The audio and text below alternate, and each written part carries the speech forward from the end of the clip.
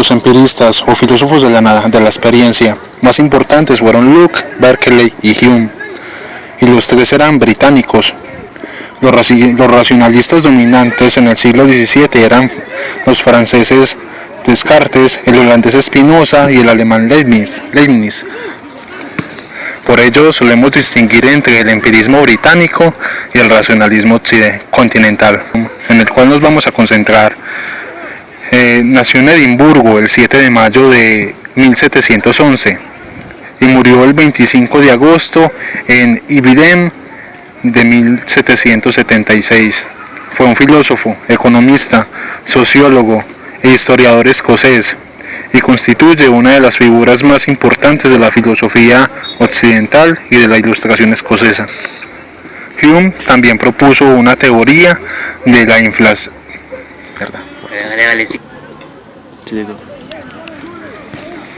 Junto con el racionalismo que se desarrollaba en la Europa continental, el empirismo es la otra gran corriente filosófica de la modernidad, que se desarrolla en Gran Bretaña en los siglos XVII y XVIII. David Hume plantea el origen del conocimiento y sus clases. A diferencia del racionalismo, que afirmaba que la razón era la fuente del conocimiento, el empirismo tomará la experiencia como la fuente y el límite de nuestros conocimientos. Ello supondrá la crítica del innatismo, es decir, la negación de que existan ideas o contenidos mentales que no procedan de la experiencia. Cuando nacemos, la mente es una tabula rasa o una pizarra en blanco, en la que no hay nada impreso. Todos sus contenidos dependen, pues, de la experiencia. En el caso de Hume, como veremos a continuación, la experiencia está constituida por un conjunto de impresiones cuya causa desconocemos y, estrictamente hablando, no debe identificarse con el mundo o con las cosas. Al igual que el racionalismo, el empirismo tomará como punto de partida de la reflexión filosófica el análisis de la conciencia. Ante el fracaso de la filosofía antigua y de la filosofía medieval, que habían tomado como referencia el mundo y Dios, respectivamente, la filosofía moderna se caracteriza por tomar el sujeto como punto de partida de la reflexión filosófica. Así, del mismo modo que Descartes, una vez descubierto el yo pienso, pasa a analizar el contenido del pensamiento. Los empiristas comenzarán sus indagaciones analizando los contenidos de la conciencia. El conocimiento, en Hume, lo podemos dividir en las percepciones de la mente. Estas se dividen en dos clases, que se distinguen por sus distintos grados de fuerza. Las menos fuertes e intensas comúnmente son llamadas pensamientos o ideas. La otra especie carece de un nombre en nuestro idioma, pero la podemos denominar impresiones, empleando este término en una acepción un poco distinta de la usual. Con el término impresión, pues, quiero denotar nuestras percepciones más intensas, como cuando oímos, o vemos, o sentimos, o amamos, o odiamos, o deseamos, o queremos. Los elementos del conocimiento, tanto en el Tratado de la Investigación sobre el Entendimiento Humano de Hume, comienza la presentación de su filosofía con el análisis de los contenidos mentales. A diferencia de Descartes, para quien todos los contenidos mentales eran ideas, Hume encuentra dos tipos distintos de contenidos, las impresiones y las ideas. La diferencia que existe entre ambas es simplemente la intensidad o vivacidad con que las percibimos, siendo las impresiones contenidos mentales más intensos y las ideas contenidos mentales menos intensos. Además, la relación que existe entre las impresiones y las ideas es la misma que la del origen y la copia, o por lo menos, para expresarme en un lenguaje filosófico, todas nuestras ideas o percepciones más endebles son copias de nuestras impresiones o percepciones más intensas. Es decir, las ideas derivan de las impresiones. Las impresiones son pues, los elementos originarios del conocimiento. De esta relación entre las impresiones y las ideas extrae Hume el criterio de verdad. Una proposición será verdad si las ideas que contiene corresponden a alguna impresión, y falsa si no hay tal correspondencia. Por lo tanto, si albergamos sospecha de que un término filosófico se emplea sin significado o idea alguna, como ocurre con demasiada frecuencia, no tenemos más que preguntarnos de qué impresión se deriva la supuesta idea. Y si es imposible asignarle una, esto servirá para confirmar nuestra sospecha. Las impresiones, por su parte, pueden ser de dos tipos, de sensación y de reflexión. Las impresiones de sensación, cuya causa es desconocida, las atribuimos a las acciones de los sentidos, y son las que percibimos cuando decimos que vemos, oímos, sentimos, entre otras. Las impresiones de reflexión son aquellas que van asociadas a las percepciones de una idea, como cuando sentimos aversión ante la idea de frío, casos similares, entre otros. Además, las impresiones cuando sentimos pueden clasificarse también como simples o complejas. Una impresión simple sería la percepción de un color, por ejemplo, una impresión compleja, la percepción de una ciudad. Las ideas, a su vez, pueden clasificarse en simples y complejas. Las ideas simples son la copia de una impresión simple, como la idea de un color. Por ejemplo, las ideas complejas pueden ser la copia de impresiones complejas, como la idea de una ciudad, o pueden ser elaboradas por la mente a partir de las ideas simples o complejas, mediante la operación de mezclarlas o combinarlas según las leyes que regulan su propio funcionamiento. Hume plantea que hay leyes de la asociación de ideas. Es evidente que hay un principio de conexión entre los distintos pensamientos o ideas de la mente, y que al presentarse a la memoria o a la imaginación, unos introducen a otros con un cierto grado de orden y regularidad. La capacidad de la mente para combinar ideas parece ilimitada, nos dice Hume, pero por poco hemos detenido a reflexionar sobre la forma en que se produce esta combinación de ideas. La capacidad de la mente para combinar ideas parece ilimitada, nos dice Hume, pero por poco que nos hayamos detenido a reflexionar sobre la forma en que se produce esta combinación de ideas y probemos observar cómo, incluso en nuestras más locas y errantes fantasías, incluso en nuestros mismos sueños, esa asociación se produce siempre siguiendo determinadas leyes: la de la semejanza, la de la contigüidad en el tiempo o en el espacio, y la de la causa o efecto. Cuando la mente se remonta de los objetos representados de una pintura al original, lo hace siguiendo la ley de semejanza. Si alguien menciona una habitación de un edificio, difícilmente podremos evitar en nuestra mente preguntarnos ¿cómo será esta? Las habitaciones contiguas. Del mismo modo, el relato de un acontecimiento pasado nos llevará a preguntarnos por otros acontecimientos de la época. En ambos casos se está actuando la ley de asociación por contigüidad en el espacio, y el primer caso y en el tiempo. En el segundo caso, el caso de pensar en un accidente, difícilmente podremos evitar que venga a nuestra mente la pregunta por la causa o por las consiguientes del mismo, actuando en este caso la ley de causa y efecto. El racionalista Descartes, que tenía una idea clara y nítida de Dios. En este caso, Hume tiene otra respuesta. Digamos que nos imaginamos a Dios como un ser infinitamente inteligente, sabio y bueno.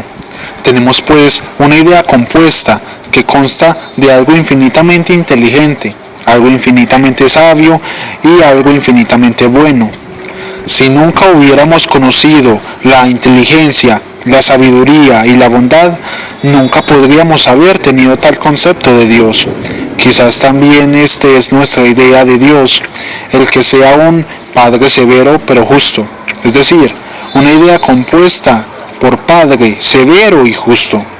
Después de Hume, muchos críticos de la religión han señalado que el orden de esa idea de Dios puede encontrarse en cómo percibimos a nuestro propio Padre cuando éramos pequeños. La idea de un Padre ha conducido a la idea de un Padre en el cielo, se ha dicho. Como podemos ver, Hume quiere atacar todas aquellas ideas y pensamientos que no tienen su origen en su correspondiente sensación. Quiere ahuyentar toda esa palabrería que durante tanto tiempo ha dominado el pensamiento metafísico y lo ha desprestigiado, dice. También a diario utilizamos conceptos compuestos sin pensar si son válidos.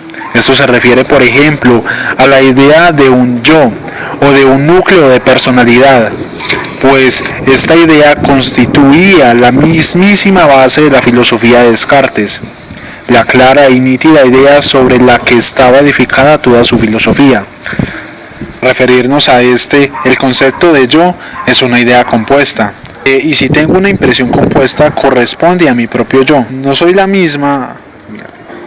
La idea de yo es una realidad, una larga cadena de impresiones simples que nunca han percibido simultáneamente. No es más que un manojo o un montón de juicios diferentes que se suceden el uno al otro con una rapidez increíble y que están constantemente en cambio y movimiento, dice Hume. La conciencia es una especie de teatro donde aparecen los distintos juicios sucediéndose los unos a los otros, pasan, vuelven, se marchan y se mezclan en una infinidad de posturas. Lo que quiere decir Hume es que no tenemos ninguna personalidad y que detrás o debajo de tales juicios y estados de ánimo que van y vienen pasa como con las imágenes sobre la pantalla del cine. Como cambian tan deprisa, no notamos que la película está compuesta por imágenes simples, pero en realidad las imágenes no están conectadas la una con la otra. La película es realmente una suma de momentos. De allí partimos a la idea de milagros. Hume suele señalar que la gente aparentemente tiene una gran necesidad de que cosas que hoy en día llamamos sucesos sobrenaturales, y que es curioso que todos los milagros de los que se hablan sucedieran siempre en un lugar o tiempo muy lejanos. En ese sentido, Hume rechaza los milagros simplemente porque no los ha experimentado, pero no rechaza que puedan ocurrir milagros. Un milagro es, según Hume, una ruptura con las leyes de la naturaleza, pero no tiene sentido decir que hemos percibido las leyes de la naturaleza. Percibimos que una piedra cae al suelo cuando la soltamos, y si no hubiera caído, nos habría extrañado. De allí podemos partir a la idea de milagros. Hume suele señalar que la gente aparentemente tiene una gran necesidad de cosas que hoy en día llamamos sucesos sobrenaturales, y que es curioso que todos los milagros de los que se hablan sucedieran siempre en un lugar y tiempo muy lejanos. En ese sentido, Hume rechaza los milagros simplemente porque no los ha experimentado, pero no rechaza que puedan ocurrir milagros. Un milagro es, según Hume, una ruptura de las leyes de la naturaleza, pero no tiene sentido decir que hemos percibido las leyes de la naturaleza. Percibimos una piedra que cae al suelo cuando la soltamos, y si no hubiera caído, nos habría extrañado. De allí nos tenemos que preguntar, ¿cómo podemos estar tan seguros de que la piedra caerá al suelo? Hume diría que hemos experimentado muchas veces que una piedra cae al suelo, pero no has experimentado que siempre caerá. Se suele decir que la piedra cae al suelo debido a la ley de la gravedad, pero nunca hemos experimentado tal ley, solamente hemos experimentado que las cosas caen. Y ese es el punto clave de Hume. Estamos acostumbrados a que una cosa suceda a otra, que siempre esperamos que ocurra lo mismo cuando intentamos soltar una piedra. Así surgen las ideas sobre lo que llamamos leyes inquebrantables de la naturaleza. Cuando Hume descubre el poder del hábito, se concentra en la ley causa-efecto. Esa ley dice que todo lo que ocurre tiene que tener una causa. Hume usa como ejemplo dos bolas de billar. Si tiras una bola de billar negra contra la bola de billar blanca que está en reposo, ocurrirá con la bola blanca.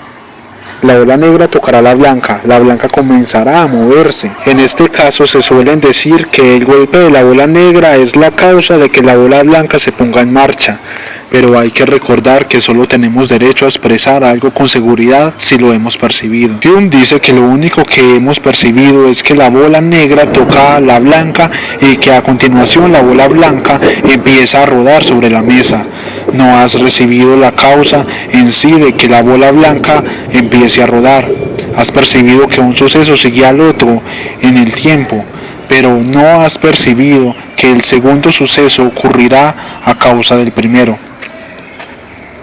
Hume subraya que la expectación de que lo uno siga a lo otro no está en los mismos objetos, sino en nuestra conciencia, y la expectación tiene que ver con el hábito, como ya hemos visto. De nuevo podemos utilizar el ejemplo del niño pequeño, el que no habría sorprendido si una bola hubiese tocado a la otra y las dos bolas se hubiesen quedado quietas. Cuando hablamos de las leyes de la naturaleza o causa y efecto, hablamos en realidad del hábito de las personas y no de lo racional. Las leyes de la naturaleza no son ni racionales ni irracionales, simplemente son. Esto significa que la expectación de que la bola blanca de billar se ponga en marcha al ser alcanzada por la negra no es innata. No nacemos con una serie de expectativas sobre cómo es el mundo o cómo se comportan las cosas del mundo. El mundo es como es.